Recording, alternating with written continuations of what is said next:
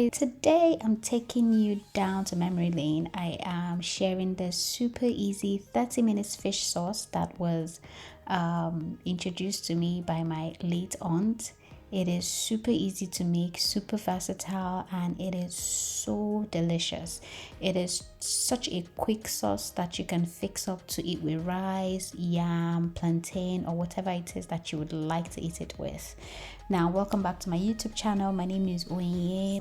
Here on my channel, I share food and lifestyle content. So if that's your vibe, welcome, and I hope that you stay. If you're yet to subscribe to my YouTube channel, please go ahead and do so now. Don't forget to turn on your post notifications to get notified every time I share my amazing family recipes. And also you can leave a comment and let me know what kind of content you'd like to see here. Share this video with your family and friends. So now let's get on to the main crux of the day. This fish sauce is so good. Like when my aunt would always make it, I would devour it like there's no tomorrow. Anyways, let's get on. For the sake of this video, I am using mackerel fish. In Nigeria we call it Titus, or we call it sardine, but you would best know it as mackerel if you live out of the country, or even if you have sardines, they are fine. So I've added some salt and some scotch bonnet peppers, and I'm adding water. Like salt is typically okay to cook the fish with, but I'm adding pepper because I actually want the sauce to be I want the broth to be spicy. Next up, I'm going to cover that to cook for about 5 to 10 minutes, and the fish is ready. Now once the fish is ready, I uncover that, and the next thing I am going to do is look at how beautiful that is. I am, as in the stock is a vibe. Really, the stock is a vibe. So next up, take out the fish because we need to debone it and then break them up into tiny bite sizes. If you are like me and you don't like fish head, it's okay to it's okay to toss it, or it's okay to tell them to take it away for you in the market. The reason why I'm using the fish head here, as you can see, I'm using one fish head. The reason why I'm using one fish head is because I really want to get that fish flavor, like proper fish flavor. I really want the stock to be really intensified and all. Anyway, so next thing that you're going to do is to take out the bones from the fish. Now my aunt would typically just she doesn't she's very versatile about taking out the bones or not. So sometimes she'll leave the bone, sometimes she doesn't leave the bone. But because I have a brother that doesn't like fish, he would eat fish if it is fish fillet, and so it means no bone at all.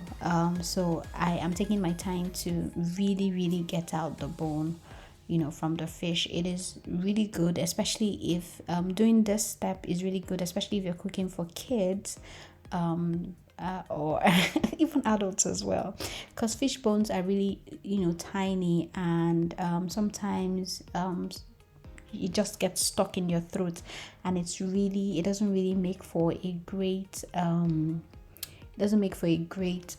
eating experience. So I like to run my fingers through the fish, break it apart, make sure that I'm taking out all of that bone. Like, we really do not want to get any bone here.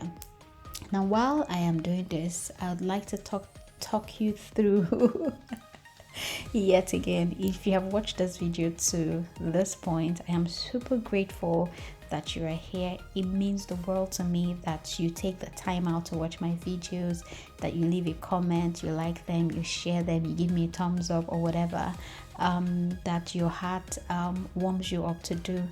I do appreciate it. Now, subscribing to my YouTube channel is a way of encouraging me to do more or put out more of this video. So let me know that you guys like the videos that I share.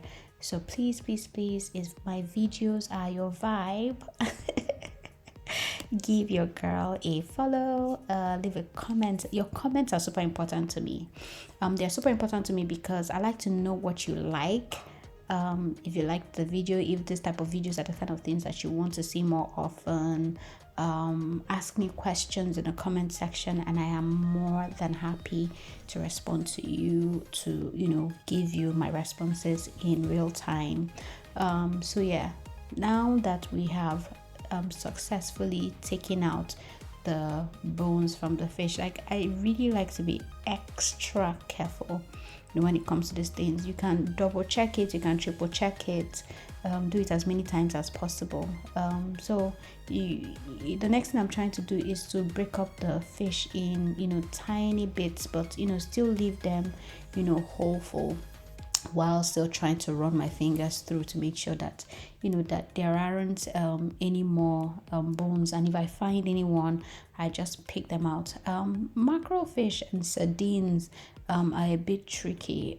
Sometimes the bones are really so tiny that you don't even realize, oh okay, that there are bones here. So make sure that you take out the entire bone, or as much as you can, and then kind of break up the fish, not too tiny, but just have like bite sizes of them. It's also important to note that while breaking the fish with your fingers, that you leave them like big chunks, because once it gets into the sauce, it continues to break down. So yeah, so if you notice, I'm breaking them down in big chunks. You can use any other fish, however, mackerel has a distinct taste that it brings to the sauce, which is the reason why we're using it anyway. It has a distinct taste that makes the sauce. Without mackerel sauce, it isn't the sauce, it's just any fish sauce. So the taste of the mackerel sauce is actually the what makes, or should I say, it's the embodiment of the sauce, if I'm allowed to say that. Anyway, once you're done breaking the fish into bite sizes, we're going to set that aside and carry on with the rest of the cooking. This is actually quite tasking, but it takes about, if you are patient enough, it takes about 5 to 10 minutes for you to do this, and it's done, or even less. It takes about 5 to 10 minutes or less. Anyway, moving along. So add some into a clean pot. We're going to add some vegetable oil. So what I like to do in order to save time is I like to heat the pan up, so that as soon as the vegetable oil hits it, it warms it up immediately, and the vegetable oil just gets hot like in a few seconds. So the next thing I'm going to do is I'm adding my tomato mix. Now my tomato mix consists of onion, tomatoes, paprika, fresh paprika, and Scotch bonnet peppers. Feel free to either deseed the Scotch bonnet peppers, or you use it whole, however it is that you like. If you want it hotter, you can add more Scotch bonnet peppers. If you don't want it hotter, you can throw in you can just poke your Scotch bonnet peppers with a fork, and throw it in, and then once you're done cooking, you can take it out. Now the next thing I'm going to do is I'm going to stir the tomato mix, and then cover it and allow it to cook. Now the difference between this sauce that we're making, or the stew that we're making, with every other Nigerian stew that you get to find on my page, or you get to see, is that what we're trying to do is to reduce the liquid in the tomato pepper combo. We're not looking to really fry it, because what actually makes the sauce is also the freshness of the tomatoes. So we're not looking to overcook the tomatoes or to fry the tomatoes. Really, we're just looking to dry the water from the tomatoes. So like I said, it's just a quick, easy dinner fix. So we're not on our stovetop just working it. We're just looking to just reduce the liquid in the tomato mixture. It's also important to note that I'm cooking this on a really like high heat. Notice that it isn't burning, but I'm cooking it on high heat really. And it's also important to note that when you're making stews or sauces like so that has tomatoes, it's also important not to cover them, but to use a splatter guard or leave your pots half covered, because if you cover them, it starts to steam or it starts to boil.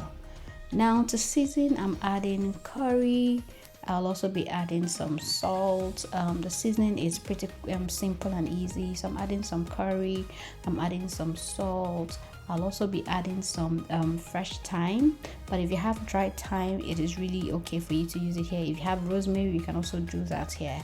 Now for the sake of this video, I'm using nor beef. I have a love relationship with nor beef, so I'm adding nor beef here.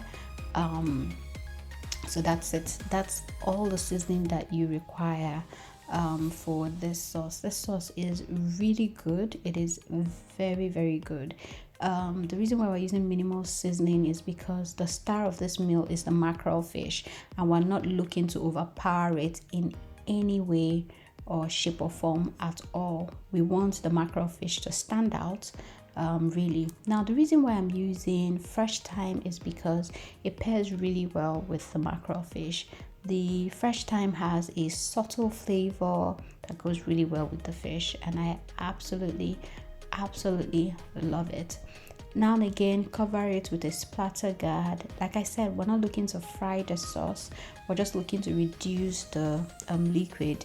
The freshness of the tomato mixture makes the sauce. Yeah. So next up, we're going to add the mackerel fish that we broke up and removed the bones, and the sauce is typically ready. It is ready. This meal comes together in 30 minutes. 30 minutes and you are ready to eat. Now stir that up to combine. I'm also stirring it in a way that I am not vigorously stirring it such that the fish continues to break down. No, I am being very careful with the way that I'm stirring it so that the fish doesn't completely break down and dissolve in the sauce or disappears in the sauce. So once I have mixed that up, I'm going to cover that up with my splatter guard again for about a minute or so, and I'll uncover that. But before I do that, I am adding I forgot this part, I'm so sorry. That fish sauce is also, the fish stock is also really essential in this recipe. I mean, you can totally omit it if you like, but go ahead and add that fish sauce. Again, the flavor or what we're looking to have as a standout flavor is the mackerel sauce. So yeah. So now once that has cooked down for about 2 to 3 minutes, next up I'm going to add my pumpkin leaves, and once you've added your pumpkin leaves, your sauce is ready. Now here's a trick when it comes to adding vegetables, when it comes to me using vegetables, especially when it comes to using them in stews or using them in soups. I like to add my vegetables in 2 or 3 batches. Now the first one I'd love for it to cook down, that's why I add it in different batches. So I add the first batch, and then the second batch is for that extra crunch. I love my vegetables being crunchy, so the second one is for that extra crunch. Now another thing I also like to do, or the reason why I add my vegetables in batches, is because I add the first one just to gauge and see, oh okay, is it enough or is it not enough, before I add the remaining one. So yeah, like I said, the sauce is ready. You can serve it with rice, you can serve it with yam, you can serve it with plantain, or anything that you have on hand. And I hope that you enjoyed this video, and I hope that you liked it, and I hope that you give this recipe a try. It takes just 30 minutes to put it together, and everyone in your home will enjoy an amazing dinner. Also, please don't forget to subscribe to my YouTube channel. Don't forget to subscribe to my YouTube channel. Don't forget to leave me a comment, like, and share. And until next time, I love you munchers, and I hope that you really do give this a try and let me know in the comment section. All right guys, bye.